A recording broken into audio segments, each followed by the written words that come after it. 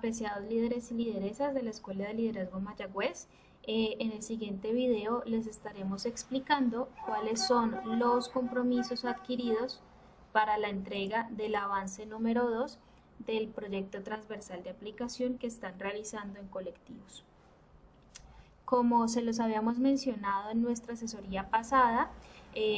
para el avance número 2 a entregar el 5 de mayo deberán presentar el documento en la plantilla institucional con los nuevos componentes que son marco de referencia, solución proyectada, metodología, cronograma de ejecución, presupuesto y recursos, que explicaremos a detalle más adelante en el video. Y además de eso deberán enviarnos la presentación en diapositivas de acuerdo a la plantilla institucional compartida en la consigna de actividad, en la que ustedes deberán consignar sintéticamente los elementos más relevantes del proyecto para presentarlo en nuestro seminario.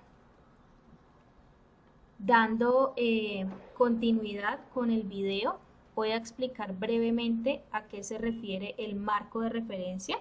Es importante que conozcamos, que entendamos que el marco de referencia es un componente importante en el perfil de un proyecto porque este marco provee la información necesaria para el lector o el financiador del proyecto con el objeto de que pueda interpretar de manera conveniente la formulación según una serie de conceptos, teorías, principios, legislaciones y normativas sobre los cuales se elaboró el proyecto que ustedes están formulando.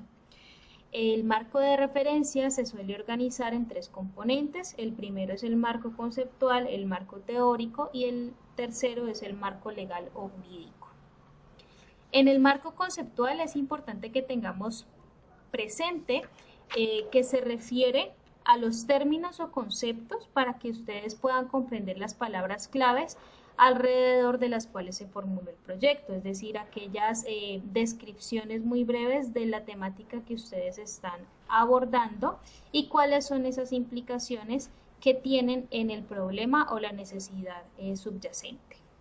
Por darles un ejemplo, en un proyecto denominado Organización de Campañas de Arborización como medida de mitigación ante las islas de calor urbanas, en el marco conceptual deberán aparecer como mínimo tres conceptos referentes a campañas de arborización, qué es eso de las campañas de arborización, qué son las medidas de mitigación y qué son las islas de calor urbana, de manera que el lector pueda comprender en qué consiste y desde qué perspectiva es que se están abordando estos conceptos en su proyecto. En el marco teórico, como tal, se incluyen los referentes bibliográficos, las corrientes teóricas y los principios que fundamentan o que sustentan la formulación de su proyecto. Allí es importante dar cuenta de esas teorías o esos referentes teóricos para que exista una comprensión desde la perspectiva o la corriente desde la que se está abordando el proyecto, desde artículos, libros, de manera que evitemos interpretaciones alejadas a lo que nosotros queremos lograr con nuestro proyecto. Siguiendo con el ejemplo del proyecto de islas de calor, es importante entonces que por ejemplo, en el marco teórico se tengan en cuenta las perspectivas atmosféricas y los fenómenos planetarios del clima, mientras que también se podría asumir una perspectiva teórica desde los microclimas urbanos, teniendo en cuenta la topografía de un territorio. Para cerrar, en el marco legal o jurídico, se van a incluir todas esas normativas y legislaciones que amparan el proyecto, es decir, todas aquellas leyes que se requieran para la formulación del perfil, dependiendo también del público al que nosotros querramos presentarles el proyecto o los posibles financiadores que estemos buscando para nuestros recursos en el proyecto. Entonces, como un ejemplo de las islas de calor, el mismo proyecto, es muy probable que tengamos que encontrar en ese marco legal descripciones muy breves acerca de aquellos acuerdos mundiales sobre el medio ambiente o el cambio climático y también hacer alusiones a los objetivos de desarrollo sostenible correspondientes y a todas aquellas normativas que se hayan realizado legalmente en Colombia. Pasando ya al tema de la solución proyectada, es importante que en este aspecto el colectivo describa con un nivel de detalle muchísimo más amplio en qué consiste ese proyecto, en qué consiste la solución que ustedes están considerando para implementar durante el tiempo establecido para el proyecto, para resolver esa necesidad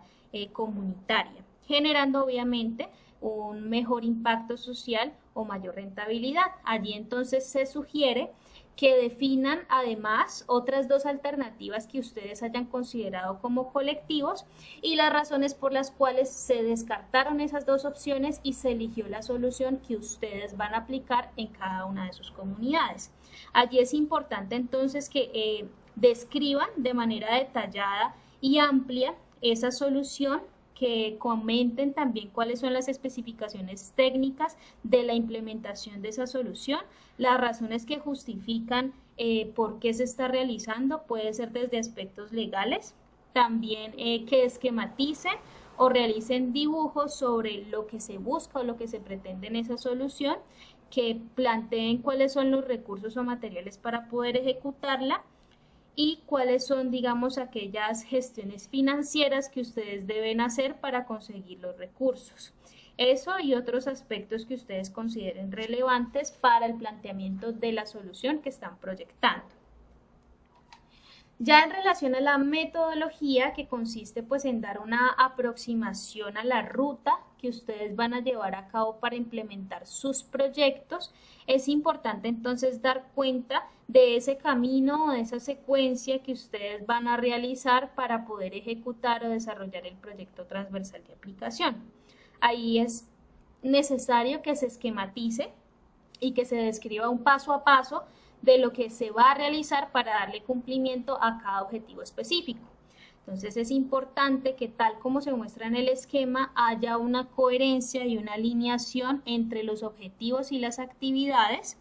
y los resultados esperados. Entonces, como ustedes pueden ver en el esquema que se está proyectando en la pantalla, se plantea el objetivo general, en un segundo nivel cuáles son los objetivos específicos que ya hemos abordado previamente en otro aspecto de nuestro perfil, pero por cada uno de esos objetivos específicos se definen las actividades que se van a desarrollar para poder dar cumplimiento a cada uno de los objetivos. Y para dar cumplimiento a cada actividad podemos hacer un mayor nivel de detalle especificando las tareas concretas que se van a realizar para desarrollar la actividad. Entonces, por ejemplo, si el primer objetivo específico sería caracterizar a la población que se va a impactar, las actividades podría ser el diseño de una encuesta de caracterización, la aplicación de la encuesta sería otra actividad, y el análisis de los resultados de la aplicación de la encuesta sería nuestra tercera actividad específica. Cuando tengamos ya desarrollado y planteadas las actividades y tareas específicas para nuestro proyecto, pues es preciso que se identifique cuáles son esas actividades que se pueden desarrollar de manera simultánea o secuencial, y así entonces representarlas en un cronograma que sugerimos sea de acuerdo a un diagrama de Gantt, estableciendo un horizonte de semanas, tal y como se muestra en la figura. Entonces, un diagrama de Gantt sería una representación bidimensional en donde ustedes pueden encontrar en una columna inicial cuáles son las actividades, cuáles son las fechas de inicio y las fechas de fin, y en las columnas siguientes se muestra gráficamente cuál es la secuencia de ejecución de cada una de las actividades y cuáles de ellas se pueden realizar de manera simultánea y cuáles se realizan de manera secuencial.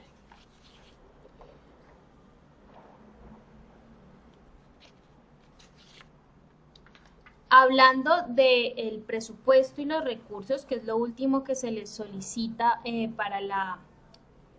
para este segundo avance, entonces es necesario que una vez se hayan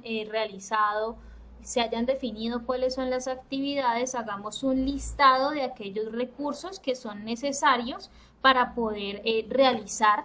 ese proyecto o para poder ejecutar esas actividades que van a dar cumplimiento finalmente al objetivo general que nosotros hemos planteado. Allí es importante entonces que se consideren los tipos de recursos, porque no solamente hablamos de recursos económicos, sino que también hablamos de recursos físicos, que son los que corresponden a lugares, espacios, instalaciones y otros, digamos,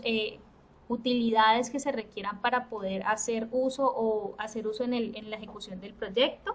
Recursos tecnológicos como equipos, máquinas, equipos de hardware, software, que se requieran para poder desarrollar el proyecto, recursos humanos que vendrían siendo obviamente las personas y los roles que ellas van a desempeñar dentro del proyecto, los recursos económicos que ya vendrían siendo las fuentes de financiación y los dineros que se requieren para pagar ciertos costos o hacer unas inversiones, recursos naturales que son aquellos que provee el medio ambiente y que se pueden utilizar en la ejecución de nuestro proyecto, y recursos culturales que vendrían siendo todas aquellas prácticas o saberes y conocimientos que también requerimos para poder utilizar en nuestros proyectos pedagógicos. Entonces, cuando hayamos definido y reflexionado, analizado cuáles son todos los recursos que se necesitan para llevar a cabo el proyecto, es importante entonces que los definamos de esa manera, que hagamos un esquema o una descripción de cuáles son esos recursos teniendo en cuenta sus tipologías, es decir, hacer una tabla puede ser en donde se definan cuáles son los recursos físicos que se requieren, cuáles son los recursos humanos, cuáles son los recursos económicos y cuáles son los recursos, no sé, tecnológicos o naturales. Una vez realizado esto, ya se pueden estimar las cantidades de los recursos y a partir de allí realizar las cotizaciones para establecer un presupuesto. Allí entonces les sugerimos hacer uso de este formato que estamos presentando a continuación, en donde se definen cuál es el concepto que se requiere, cuál es el valor de cofinanciación que va a tener el colectivo, qué es lo que va a cofinanciar la comunidad, cuáles son esos recursos que de pronto va a cofinanciar otra organización y al final definir cuáles serían entonces los valores totales, cuáles serían los valores totales de la financiación de nuestro proyecto. Ya con esto esperamos que tengan una mayor explicación de lo que se requiere para el avance número 2 y de igual manera, en caso de que requieran alguna aclaración, vayan por favor a la guía en donde se estructura detalladamente y se explica qué es lo que se requiere en cada uno de los puntos y también pues pregúntenle a cada uno de sus tutores o tutoras las preguntas que tengan sobre este segundo avance.